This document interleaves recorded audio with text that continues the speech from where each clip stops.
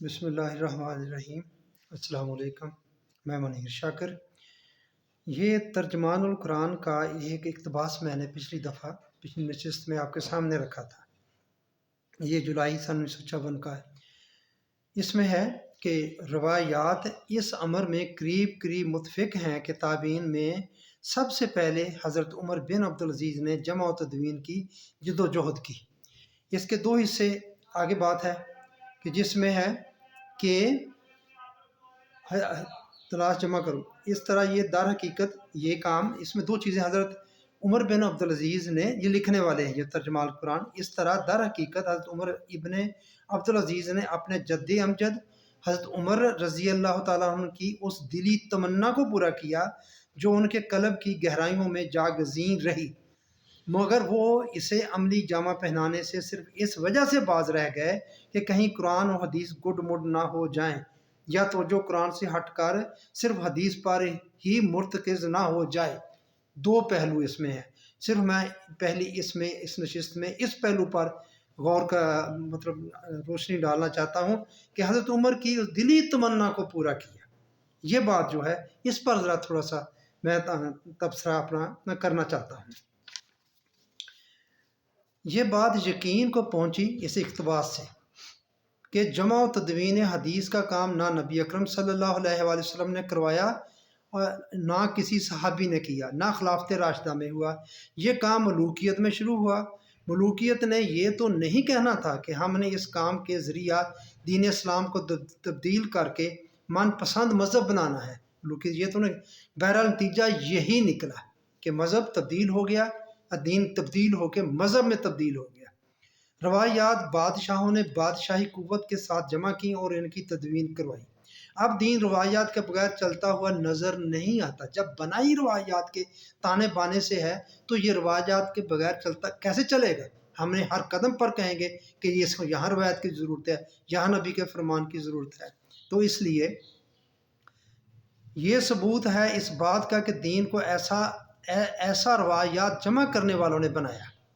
اس اقتباس سے یہ بات بھی متشرح ہے کہ عمر بن عبدالعزیز نے انتہائی جرأت و جسارت کا، یہ بات میں کرنا چاہتا ہوں، انتہائی جرأت و جسارت کا مظاہرہ کرتے ہوئے اپنے جد امجد حضرت عمر رضی اللہ تعالیٰ، حضرت عمر فاروق رضی اللہ تعالیٰ عنہ کے بالکل برعکس اور مخالفانہ علی الرغم کام گویا یہ کہتے ہوئے کیا کہ قرآن و حدیث گڈ مڈ ہوتے ہیں تو ہو جائیں، یا اس سے لوگوں کی توجہ قرآن سے ہٹتی ہے تو ہٹ جائے، ہم نے یہ کام کرنا ہے۔ یعنی عمر بن عبدالعزیز نے حضرت عمر فاروق رضی اللہ تعالیٰ عنہ کی اس کام کو نہ کرنے کی بیان کردہ وجوہات کو بالکل جانتے بوجھتے ہوئے نظر انداز کیا۔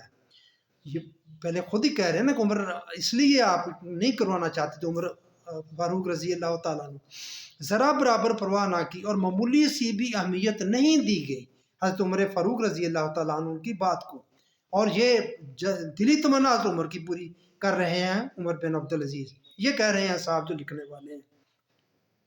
ایسا لگتا ہے کہ وہ چاہتے ہی یہ تھے کہ قرآن و حدیث گڈ مڈ ہو جائیں۔ آپ نے یہی کہا تھا نا اس اقتباس کے مطابق کہ آپ اس لیے نہیں کرنا چاہتے تھے کہ قرآن کہیں آپس میں گڈ مڈ نہ ہو جائے۔ یہ آپ کی بصیرت تھی عمر فاروق رضی اللہ تعالیٰ عنہ کی، اور لوگوں کی توجہ قرآن سے ہٹ کر حدیث پر مرتکز ہو جائے، نتیجہ یہی نکلا۔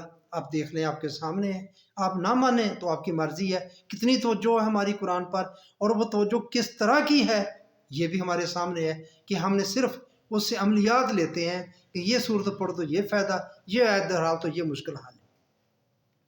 ایسا کرنا ملوکیت کے لیے ضروری تھا، غیر متصب ہو کر آپ خود دیکھ لیں، مگر لکھنے کی مہارت کی بددیانتی ملاحظہ کریں کہ وہی کام جو عمر فاروق رضی اللہ تعالیٰ عنہ نہیں کرنا چاہتے تھے اور سوچ سمجھ کر نہیں کیا، اسی کام کو آپ رضی اللہ تعالیٰ عنہ کے قلب کی گہرائیوں میں جاگزین دلی تمنا بنا دیا اور اسے عمر بن عبدالعزیز سے پورا کروا دیا۔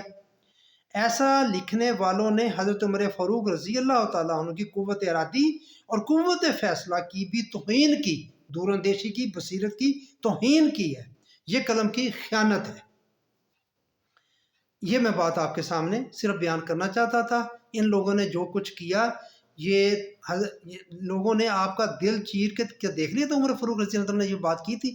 آپ کی تو دلی تمنا تھی ہی نہیں۔ اگر دلی تمنا ہوتی کہ ان لوگوں کو کیسے پتہ چل گیا کہ آپ کی دلی تمنا ہے کہ یہ تدوین حدیث کا کام دل چیر کے دیکھا تھا یا نہیں؟ لیکن ان کے لکھنے کی مہارت کی بد دیانتی اور عمر بن عبدالعزیز کا کام تو فاروق اعظم کا دل ضرور چیرتا ہوگا، کیونکہ ان دونوں کاموں نے یہ جو مہارت دکھائی گئی ہے اور جو عمر بن عبدالعزیز نے کیا، دونوں کاموں نے دین اسلام کا دل ضرور چیرا ہے۔ مہارت نے اس کام کے لیے نبی صلی اللہ علیہ وآلہ وسلم کے اقوال کے تقدس کو بھی مہارت سے استعمال کیا۔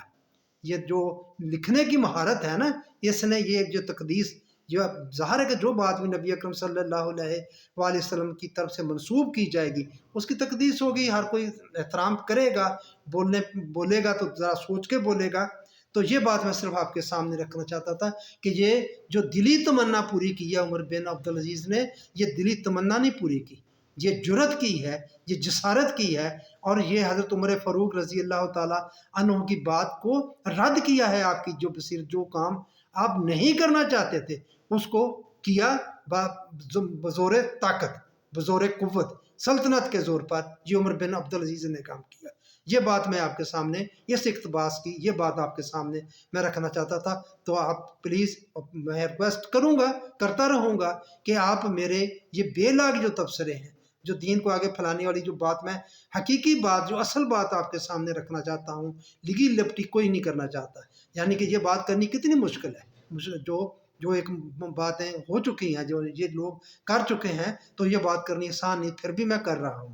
تو میرے بھائیوں، اس بات کو آگے پھیلانے کے لیے آپ میرے مددگار بن جائیں، آپ میرے چینل کو سبسکرائب کیا کریں، لائک کیا کریں، شیئر کیا کریں اور کمنٹس کیا کریں۔ آپ کا شکریہ۔